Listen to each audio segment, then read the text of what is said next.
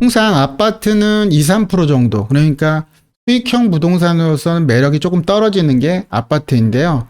평균 기준점을 2, 3%로 보면 좋을 것 같고, 상가 같은 경우는 또 특히 단지 내 상가를 기준으로 했을 때 한 4, 5% 정도? 단독주택은 한 4%에서 5% 정도 된다면 평균 수익률 정도가 되는 거고요. 오피스텔은 5, 6%. 또 통 건물이 있는데요.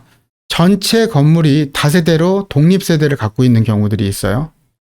그리고 다가구 주택, 뭐 이런 것들은 한 6%에서 7%. 개별 다세대라든가 연립은 한 6%에서 7% 정도 나오면 평균 수익률 정도로 수익형 부동산으로 만족할 수 있는 부분이 되는 것 같고요. 오피스는 7%에서 8%, 앞서 얘기했던 것처럼 사무실을 얘기하는 거예요. 그러니까 상대적으로 환금성이 떨어지니까 7, 8% 정도는 돼야 되겠죠. 서울을 기준으로 한다면 뭐 지금 말씀드린 그런 수익률 정도가 되면 좋을 것 같고요. 경기라든가 인천은 지금 말씀드렸던 수익률에서 플러스 1% 정도, 지방은 2% 정도 하면 좋을 것 같아요. 물론 이 수익률을 판단하는 건 개인마다 다르겠죠. 근데 적어도 이 정도의 수익률 이하라면 수익형 부동산으로 상당히 매력은 떨어진다라고 보여지고요. 자, 그러면 지금부터는 매입 시 몇 가지 팁을 알려드리도록 할게요. 상가는 기존 상권이 형성되어 있는 곳, 그러니까 어느 정도 10년 이상이 돼서 상권을 형성돼서 공실 없이 안정적인 그러한 지역들의 상가를 매입하는 걸 추천드리고요.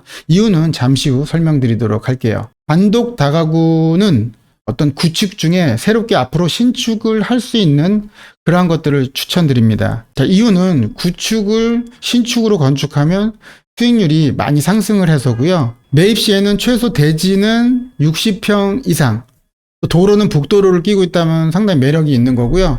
현재 만약에 이런 물건들이 수익률이 낮아도 나중에 뭐 본인이 신축을 하게 되는 경우도 있고요. 또 아니면 건축업자가 나중에 신축을 짓기 위해서 하려고 하는 경우도 상당히 많이 있어요. 자, 오피스텔은 무조건 임차 수요가 많은 대학가나 일자리가 많은 업무지역, 또 향후에 개발을 통해서 일자리가 늘어날 곳, 그런 인근 지역을 매입하는 것을 추천드립니다. 지금부터는 수익형 부동산 매입 시의 성공 투자를 위해서 6가지 법칙에 대해서 얘기 드릴게요. 수익형 부동산 성공 투자 법칙 베스트 6가지에 대해서 한번 얘기 드릴게요. 첫 번째는 지역에 맞는 부동산을 선택하라입니다.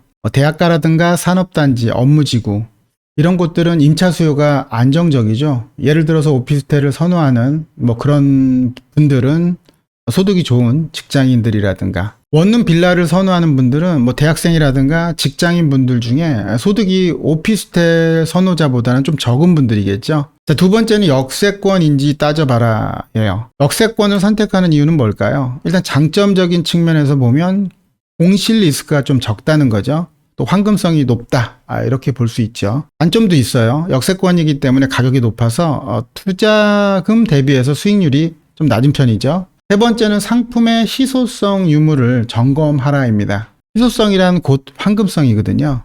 수익형 부동산의 단점을 해지하기 위해서 상품의 희소성 유무를 점검하라라는 의미고요. 네 번째는 관리비가 적은 곳에 투자하라입니다. 오피스텔은 원룸에 비해서 상대적으로 관리비가 비싸거든요. 그래서 소득이 괜찮은 직장인들이 많이 거주하는 편이죠. 원룸 빌라는 관리비가 오피스텔보다는 저렴해요. 그래서 소득이 적은 분들이나 뭐 대학생 이런 분들이 많이 거주하고 있고요. 매입 시에 주의할 점이 하나 있는데요. 도시형 생활주택이라든가 빌라를 보면 난방 자체가 전기 판넬로 된 곳도 있어요. 그러니까 꼼꼼히 확인을 해야만 가능합니다. 전기 판넬로 된 곳이 난방비가 상당히 많이 나오거든요. 전기니까. 공실이 생길 수 있는 우려가 생기니까 주의를 당연히 하시고요. 다섯 번째는 임대 수익률이 높은 곳인지 체크하라입니다. 역세권에서 떨어진 곳, 이런 곳들은 가격 대비 수익률이 상당히 높죠. 수익률이 높게 나오길 희망하는 분들에게는 아주 적합한 그러한 곳들인데요. 다만 단점도 있어요. 매각 시에 황금성은 떨어진다는 거죠. 참고로 역세권보다 역세권 이면의 부동산이, 또 서울보단 지방이 상대적으로 수익률이 높다고 보시면 됩니다. 여섯 번째로는 노후된 수익형 부동산은 향후 유지 보수비도 염두에 둬라 라는 부분인데요. 오래된 부동산, 약 한 10년 정도 된 오피스텔은 이때부터 유지 보수비가 많이 발생을 하게 되죠. 그래서 수익률을 생각한다면 한 번쯤은 갈아타야 되지 않을까라는 생각도 해볼 필요가 있고요.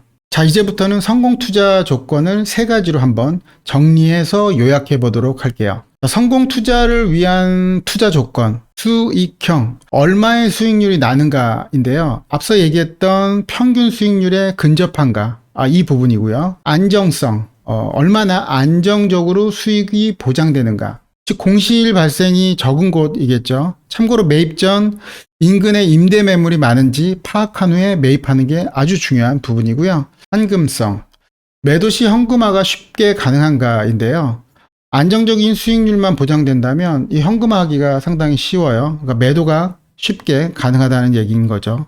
요즘은 30, 40대도 차익형 부동산보다는 안정적인 수익형 부동산을 희망하는 분들도 많이 생겼죠. 월급만으로는 생활이 어렵기 때문이죠. 다음은 수익형 부동산 중 상가에 대한 얘기를 한번 해볼게요. 상가의 종류를 한번 볼게요. 기존 상권이 형성되어 있는 상가가 있을 거고 신규로 분양하는 상가가 있겠죠. 대표적으로 기존 상권을 보면 테마형 상가가 있어요. 멀티플렉스 쇼핑몰이라든가 수변 상가, 또 스트리트형 상가 이런 것들이 있고요.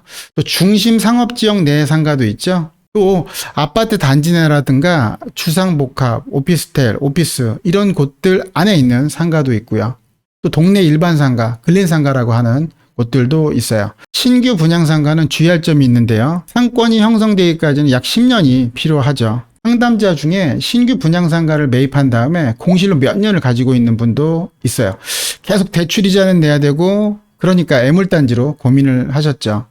어떻게 하면 좋겠냐고 많이들 물어보시는데요. 방법은 없습니다. 월세를 현저히 낮추거나 아니면 렌트프리 기간을 많이 줘서 임차인이 쉽게 들어올 수 있게끔 하는 방법밖에 없겠죠. 그래서 분양상가를 매입할 때는 굉장히 신중할 필요가 있습니다. 일부 소수의 분양상가 얘기지만 참고하시라고 말씀드릴 게 하나 있는데요. 보통 분양을 하는 곳들은 이러한 형태로 되어 있는데요. 토지 소유자라든가 보유자, 이런 곳들은 이제 시행사라고 표현을 하죠. 그리고 이 시행사가 시공사에게 어떤 공사를 해달라고 의뢰를 하죠. 그래서 건물 공사업체라든가 도급업체를 시공사라고 하면 되죠. 그리고 시행사 입장에서는 분양 대행사에게 분양을 해달라고 의뢰를 하죠. 지금부터는 상담원 고객의 실제 분양 사건에 대한 얘기를 말씀드리겠습니다. 여러분들도 꼭 매입할 때는 참고하시면 좋을 것 같아요. 사건의 발달은 이런 거예요. 일단 임대가 맞춰졌다. 선 임대하고 잔금 치러라. 이런 광고가 된 거죠. 수익률은 10%에서 20% 충분히 맞출 수 있다. 이런 홍보 단계다 보니까 매수인 입장에서는 혹하죠. 매매가 6억에 1억에 500만 원 정도 월세 나온다. 그럼 수익률 한 10%대 이상 12% 정도 된다. 이렇게 하거나 아니면 5천에 550만 원, 그러니까 보증금 5천에 550만 원 하고 당신 돈 10투가 한 3억 정도 들어간다. 대출 2억 5천 받으면 그럼 수익률이 한 20% 가까이 된다. 이런 얘기 때문에 혹하죠. 근데 이 이전에 분양 대행사는 가짜로 임대계약서를 작성한 거예요. 그때 당시 업종이 핸드폰 매장이었다고 해요. 그리고 나서는 매수 의뢰인에게 분양계약 체결을 유도했겠죠. 그래서 이제 계약을 한 겁니다. 임대차 맞춰졌으니까. 근데 임대 잔금 전에 임대계약 해지 통보가 왔대요. 5천에 550만 원을 했던 이곳에 해지 통보가 온 거죠. 저 들어올 수가 없습니다. 이렇게. 매수자 입장에서는 어떻게 되겠어요? 황당하죠. 그래서 분양 대행사한테 최종적으로는 그래 싸게라도 임대 내주세요. 이렇게 된 거예요. 계속 차일피일 미루다가 자, 결론을 볼게요. 분양 대행사는 임대 보증금의 5천만 원의 10%인 계약금 500만 원만 손해봤다면 손해보게 된다면 손해본 거죠. 그럼 훨씬 더 분양을 해서 이익이 더 많이 발생을 하거든요. 물론 이러한 사례는 극소수에 해당하겠죠. 그러나 세상에 싸고 좋은 물건은 어디 있겠어요?